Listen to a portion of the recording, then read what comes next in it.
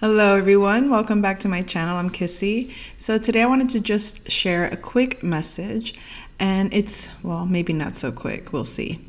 One main message that I wanted to hone in on is that to be mindful. It's more of a cautionary message, okay? When listening to a reader, remember that their readings are general. But the problem that I have with general readings is that a general reading should produce in some way some kind of it should be a guidance for you, right? It's a responsibility of the reader when providing guidance to be truthful to the message. And to be fair, the messages that they share may be truthful, but if the message that they're saying to you consistently, every reading that they create, every time that they do a reading, their readings focus on somebody's doing something to you. These people that hurt you, they're going to get their karma. Somebody's going to get really sick. Somebody's going to die. Someone's going to lose all their money. Whatever they're projecting that someone is going to get as revenge for the hurt that someone may have done to you, consciously or unconsciously, okay? So someone could have hurt you. You could have broken up with someone. Something as simple as a divorce, something that a lot of people can relate to. And yes, you can justify and say someone victimized you. You can justify and feel victimized by their behavior. But listening to someone constantly in your ear, looking for the validation or the proof that someone harmed you doesn't set you up to succeed. It sets you up to stay stuck and victimized in a narrative that places you in a losing situation. You're feeling good, possibly, because yes, they're going to get payback. You're wanting the payback. You're putting intention into someone else's harm. And remember, it's really about serving the highest good, harming none. Leave the karma to God. Leave the karma to life itself, taking care of business for you. That's what faith is about. When you have faith, you leave it in God's hands. Like, you don't have to get your hands dirty and seek revenge on anyone or place intentions to harm someone. It pisses me off when I see so many readers, because I don't want to be categorized. This is why I don't have on my channel Kissy's Tarot. Because to me, I don't want to be put in that box of being a tarot reader when the majority of tarot readers online that you hear about are really just catering to an ego or catering to your victim mindset. Yes, we all have been, we can all say that we've been victimized in a situation. We can all feel bad for ourselves. We can all want to get guidance as to what could possibly have gone through somebody's mind to hurt us.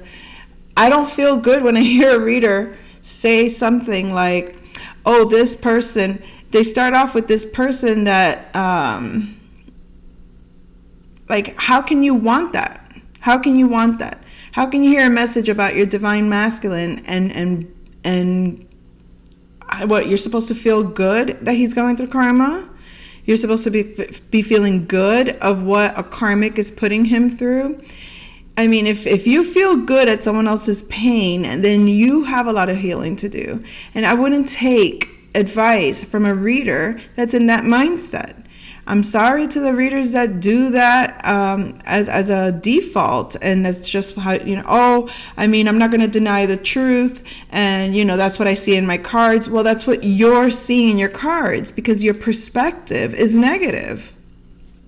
It just is. I mean, and yes, remember, they're general readings. So how can you put out into the universe, by putting in your readings, that every day someone's creating harm? And your audience is supposed to, what? Eat that up. And they're supposed to feel what? Stronger because of this? They're supposed to feel good about this?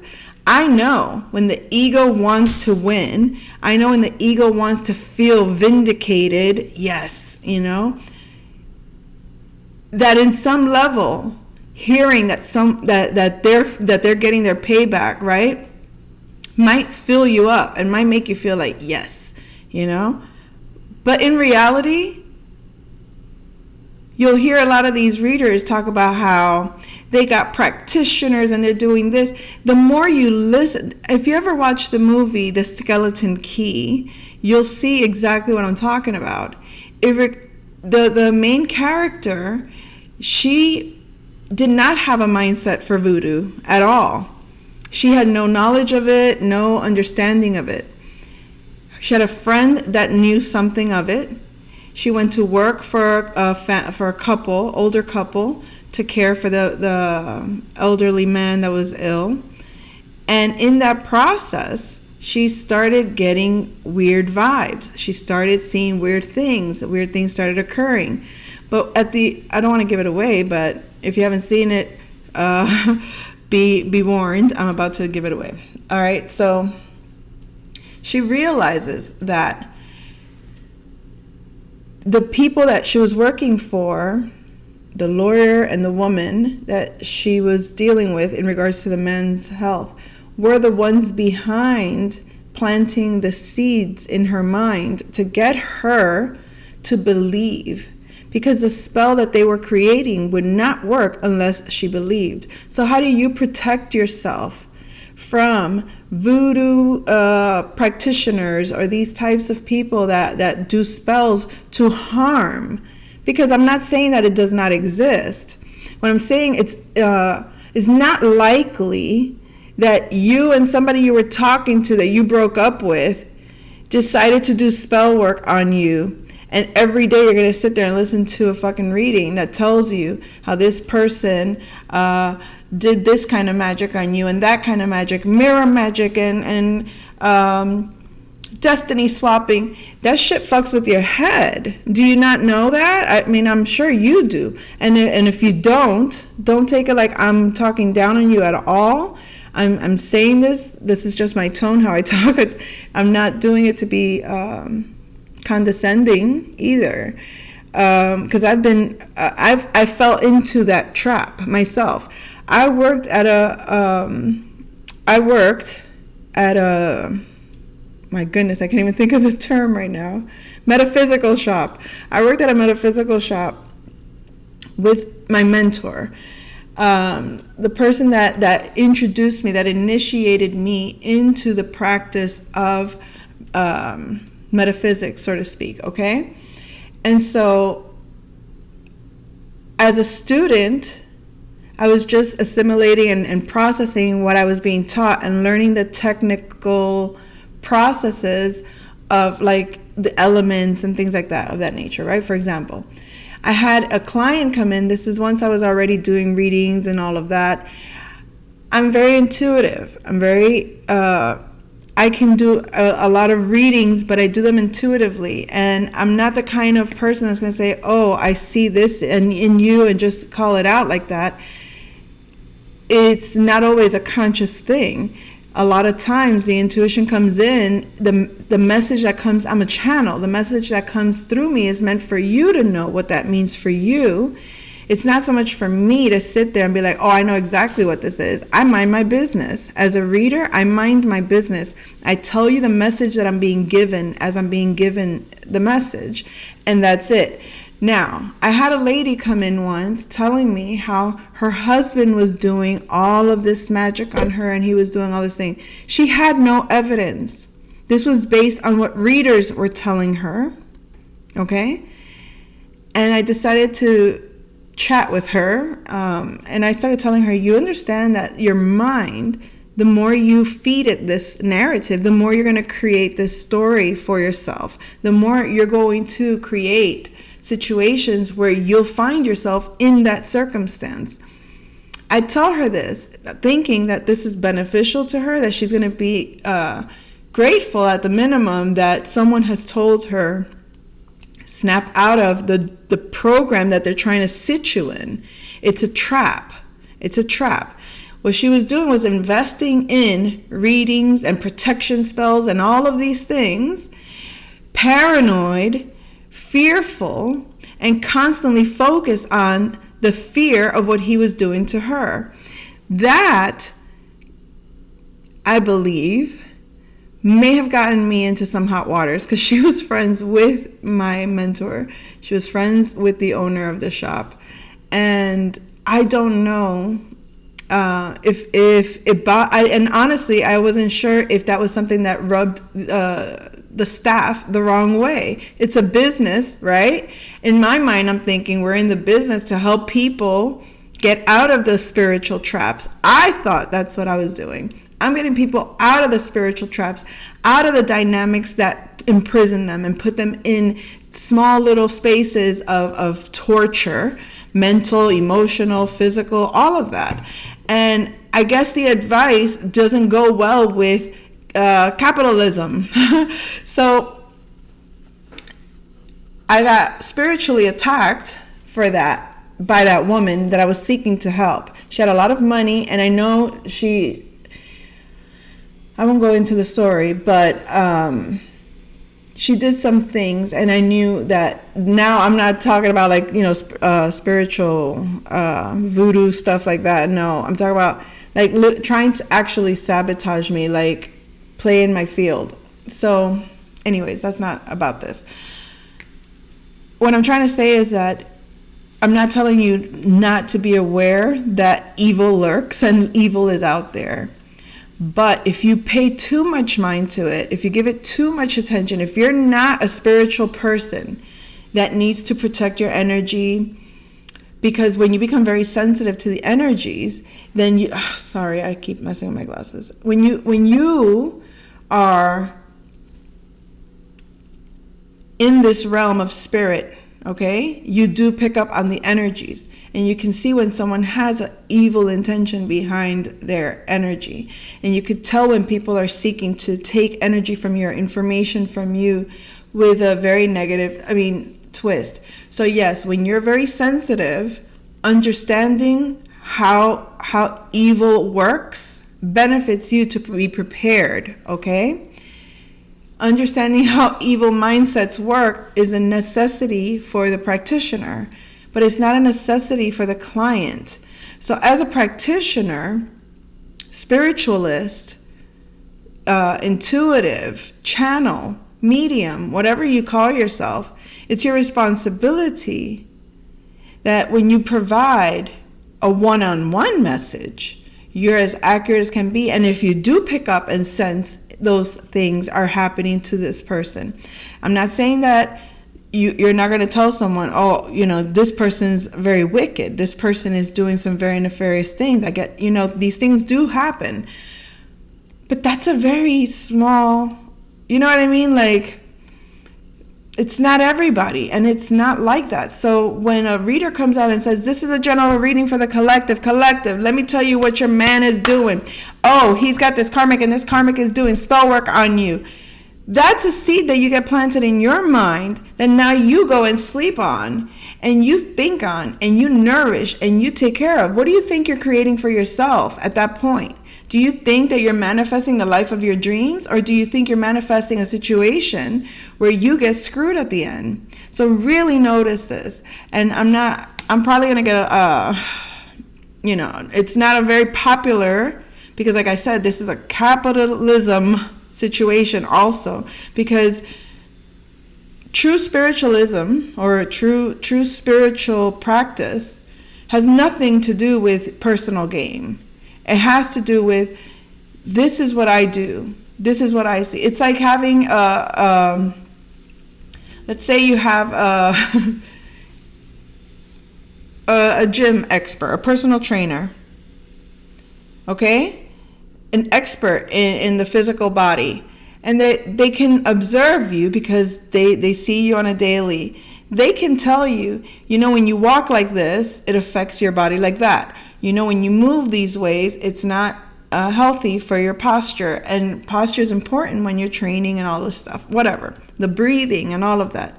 They can observe and give you feedback. Just like as a medium, you can pick up that someone, how they're moving, how they're acting, how they're talking, how they're thinking, or you can observe them and see what they don't notice. That person that they're with, very shady, or you can provide insight from the outside looking in and be like, this is my expertise kind of thing. So I can give you this kind of like, hey, you might want to consider cleansing your energy, cleansing your aura. You might want to consider protecting your environment. You might want to consider minding your space and who's in it. You may want to consider how you're thinking and how that affects how you're moving around in your day. Why are you emotionally out of balance? You can observe this and help somebody spiritually get aligned with themselves or get back on track with who they are, with their own spirit, and guide them back to inner guidance, guide them back to self-awareness. Not instill a seed of, ooh, girl, let me tell you, I just saw that guy over there and he's doing some spell work on you. You got to be careful. I mean, planting fear in a person, that is a spell. I don't think that some of these readers are aware, because this is another thing. From the bottom up versus from the top down. From the bottom up, you may not have the conscious awareness, but you have the spiritual knowing. Like, oh, I know, this is what this feels like for me. But when you're doing it from the lower realms, you're taking it in very personally. So the perception of it is always going to come out more negative. It's going to, oh, this energy feels off, or this energy doesn't sit right with me. It may not sit right with you, not because it's evil. It may not sit right with you because it scares you as the reader. So if you're scared, if you haven't done the work to overcome your fears, if you haven't done the work to overcome and see from a higher perspective, even the cruelty of people towards you, for example, and see a better way of dealing with it, the healing process requires understanding of the dynamics, and not only understanding the dynamics, but having a way to look at it that's healthy. So to stay stuck in, this person is doing this and that person is doing that, and you got to watch out. That's not helping someone that isn't a practitioner, that is seeking counsel from someone that's supposed to be tapped in and turned on to the spirit realm. Because if I'm tapped in and turned on to the spirit realm and I'm speaking to my guides, whether they are ancestors that have been in the trenches of the world at some point in life, that can tell me, you don't want to go down that alley because this is what will happen when you go through there. You don't want to go over there because that type of person over there, or that group of people over there, this is how they operate. Experience taught my ancestors how to deal with situations that I may not have dealt with, and they may guide me, and I may not really understand why am I being guided. But if I sit with it and I understand it, I eventually get the picture of, it makes more sense why it was off, as opposed to, I got a bad feeling, oh, that must mean that this person's out to get you. It's a fine line, but you have to be responsible with how you're affecting someone else's life. You don't know that message, that seed you plant, if it's negative, if you're instilling fear in a person, that's karma. And I'm not saying that for everybody to be paranoid about, oh my God, I gotta, cover my mouth and not speak. No, are you instilling life, or are you planting seeds of fear? Because fear, it's like a mother that's scared. You cannot speak life into your child. That's not faith. You're speaking fear, by saying, you got to be careful out there because there's all these evils and all this bad. When you're speaking like that out of fear, you're not creating a safer environment for your child. You're creating a more dangerous, because now you're making them aware of things to be afraid of, as opposed to saying, sweetheart, darling, I want you to call me when you get where you're going. I want you to stay safe. Okay? Remember the rules of driving. I'm giving an example. Remember, stay aware, focus, be aware of your surroundings. Be responsible. Just keep them focused on staying, protected. Keep them focused on how to protect themselves, not focus on what to fear. Keep them focused on how to protect themselves, not focused on what they fear. Because what they fear, if you're coming from the space of fear, you're not giving them a solution. You're giving them a problem to go through that you can't handle, and now they're going to have to deal with. That's how you transfer generational curses. Because if your grandmother was constantly afraid of speaking up to her spouse, to her husband, and passes down the rule to her daughter, make sure when you're with your husband, you don't speak out too much because you don't want him to leave you. And you don't really have like a wiser perspective outside of fear, that person, if they don't think for themselves, they're going to say, oh no, my mom told me never to speak up to your husband because then he might leave you, and then never take initiative to defend or protect themselves when they have to. And they're going to constantly live out a pattern that their own mother couldn't heal. And then if that mother comes and tries to tell you, okay, that was your grandmother, your mother, and now it's your turn, and your mom is passing down the same bullcrap story, you got to be careful. Don't talk back to your man unless you want him to leave, kind of thing. And then you're like, all right, mom, I'll take that into account. Now you go and you live your life. Now you're married and you're doing exactly what they told you. Don't speak out. But you start to notice, because you think for yourself, you start to notice, when I don't speak out, shit gets fucked up. When I don't speak out, I lose out. Things are happening that I'm not liking. You know what? Fuck that advice. I'm going to speak out. Hey, I don't like this. Hey, this is going on. What does it lead to? Does it resolve the issue? Because maybe speaking out resolves the issue. Maybe your spouse will be like, I didn't realize I was doing that. My bad. I love you. I'm going to work on that. And you guys have a great marriage. But if he is a bastard, at least you know at this point, because of how he handled the conversation. If he decides he's going to leave you, then it's not because you spoke up. He left you because he was a loser to begin with. Just like your mother's man was probably a loser and your grandmother's man was probably a loser, if that was a mindset. You see what I'm saying? So it's like, and then you can be like, okay, now you have experience. You heard what your mom said. You can either look at it and say, oh, my mom was right. Speaking out makes him leave and be a victim forever. Or you can say, well, I see why my mom thought that speaking out would not be to my benefit. But that's only when you're dealing with a low type of guy. Only a douchebag would act that way, right? So then you should be very content and be like, oh, aim higher, strive for better. The next person that comes along is now you're aware of what qualities he has to have before you even get to that point of marrying him or being with him. Okay, well, look, this is, and you understand the things that brought you problems, how to handle them, and seeing how they handle it with you, if it serves you, if it's a better solution. Can you have a solution with this person? So now when you pass on the information to your daughter, it's a full picture. It's not just it's not a fear-based. But you can, if you see patterns of a behavior that you experience, that your mother experienced, that you know your grandmother experienced, and you see your daughter's about to experience, you might say to her, daughter, experience has taught me that this behavior doesn't work for you. It will never work for you. And you can tell her, and you can walk down that line of thinking and explain to her all the ways in which that's not going to work.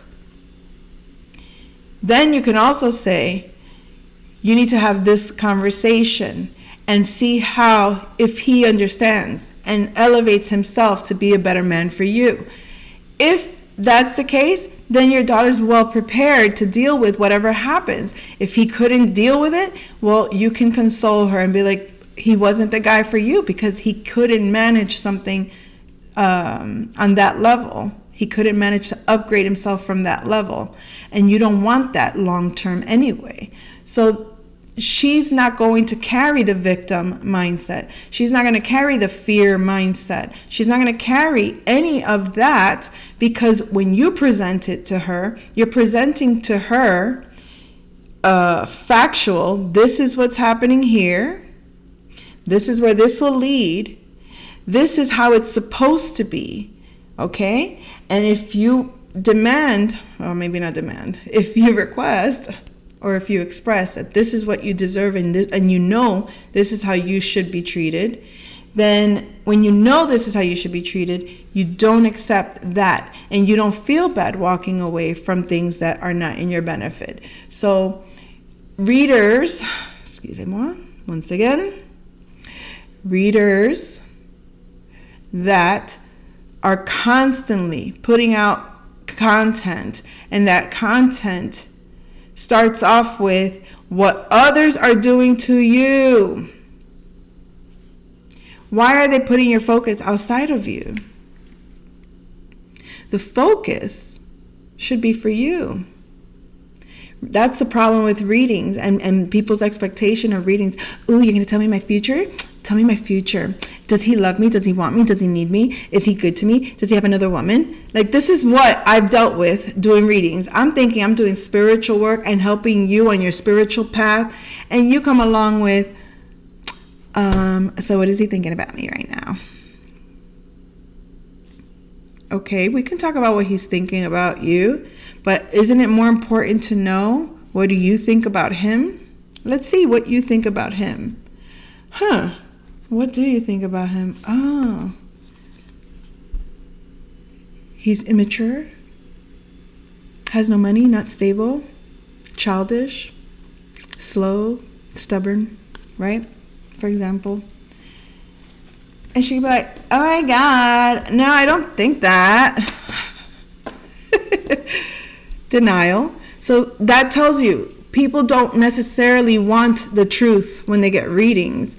So the reason I'm even bringing all this up is because some people might be misconstrued as to what my channel's all about. Why I'm not consistent with a certain kind of reading. Like, people just want the comfort of, can you just tell me the basic, love reading? The basic love reading is always going to be the same bullshit. If you're in separation with this person, they'll fill your head with all the shit he could potentially be doing, none of which should matter to you. You're in separation. So if you're in separation, what somebody is out there doing should not be your concern. While you're in separation is how you're feeling about the situation should be your concern. How you're thinking about the situation should be your concern. What you're doing with yourself to not attract someone that you have to wonder about because they're in separation. Because when you're with someone, when you know your value and you have someone that's good to you, you won't really go to a reader, will you? Because you'll feel secure in your dynamic and you don't have all of that. So I could be setting myself up as a spiritual person here to never get business from people, because at the end of the day, the spiritual work that we do is valuable, extremely valuable. Okay? Because if I can give you an insight here and now that prevents you 20 years of suffering, or prevents you one bad decision being stuck, and the process of getting unstuck from a karmic situation ain't fun. Okay? It is not fun. If I can save you from that pain, if I can save you from that turmoil, if I can save you from that loss and the energy that you lose financially, emotionally, mentally, that drains you. That's what makes you ill. That's what makes you sick. That's what makes you depressed. So let's not act like it's not valuable, okay, to be a spiritual practitioner, someone that can see spirit, someone who can understand spirituality and the human experience. There's a lot of value to that.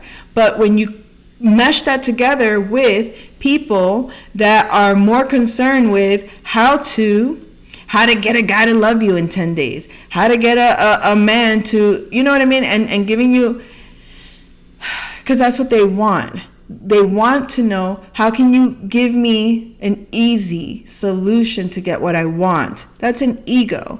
I don't like doing readings for people that are stuck in their ego. I've turned away money. I've turned away people. I've stopped readings halfway because I know that they're not interested in the spiritual practice.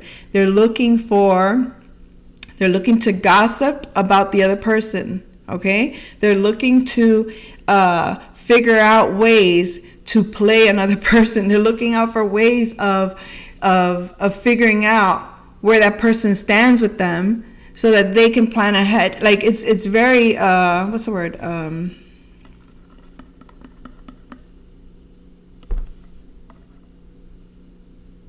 Oh my God, I can't think of the word. What's that freaking word? Manipulative. It's very manipulative. Good Lord have mercy. My English not so good today. All right. So did I cover everything I wanted to cover in regards to that? I mean, I'm not knocking on any reader. That's not my place. I mean, I can call out names if I had to, but I'm not about that. It's not about trying to ruin someone's business. It's not about trying to mess with the status quo necessarily. It's for my audience, whoever's listening to me, to know the standard that I do my readings by. My readings, and every so often, like the reading I did yesterday, any random person that comes across my channel and just sees this crazy lady singing, random songs, talking trash, that's what it looks like. Oh, this is nothing. This is just somebody being a fool. Good. Think that. I don't want you in my channel. The intuitive, the true intuitive, is already asking spirit for answers, is already noticing the synchronicities, is already paying attention to what they align with, is already noticing, how did I get to this? What is this? And they hear something. The words that they're hearing, the song, the storyline, it could be just one little word that triggers an understanding that they're like, I get the bigger picture of my question to spirit, and that was the answer in that moment. That's synchronicity, and I'm here for it all day, every day. The beautiful synchronicities that align you to yourself, to your higher self, to spirit, to God, however you look at that. That should be the goal for a reader, is to be as truthful, to look at the archetypes, to look at the energies, okay? And try to give you them, because again, this isn't a one-on-one. You're calling me personally and we're going to have a conversation about what's really going on with you. I can do that one-on-one where we get to the bottom line of what you're getting a reading for.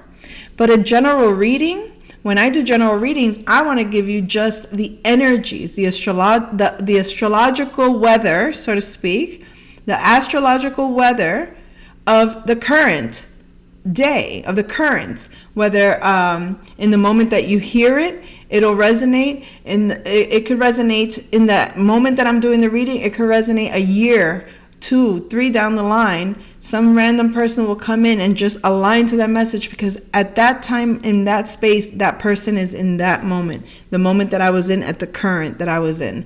So the current that I'm reading, some might be tapped into that current today, here and now with me now. Several years down the line, someone's going to need this message, and I'll be doing something else. You see what I'm saying? I'm talking about something different, or maybe not. Maybe a year down the line, this message just so happens to come right back because the stars are aligned for some reason to discuss certain things. Certain archetypes bring certain conversations, and I think I should do my readings and then give like I'm like the chaos in the reading, right? I'm in the chaos when I'm giving you the reading. So if you want to make sense of the chaos that I just produced, that I just said, here you go. This is what came out of the chaos. These are all the clues that came out of the chaos. You can actually go ahead and verify that with an actual astrologer, and I guarantee it will be aligned to certain planetary alignments, certain dynamics that are going on. I know this. I do this for myself. I'll do my reading, and when I confirm it with astrology, it makes sense why certain things I said. It makes sense. All of it makes perfect sense. But it does to me because I'm in tune, because I know what my conversation with spirit is. I can't do that for you. As me just producing the content, it's up to the listener, and I'm hoping that the listener I have that listens to me is very self-aware, or at least is wanting to be very self-aware, and at least is wanting to have a very deep connection with their spirit and with their higher self. So that is my message. I hope you enjoyed. I'll come back soon. Take care.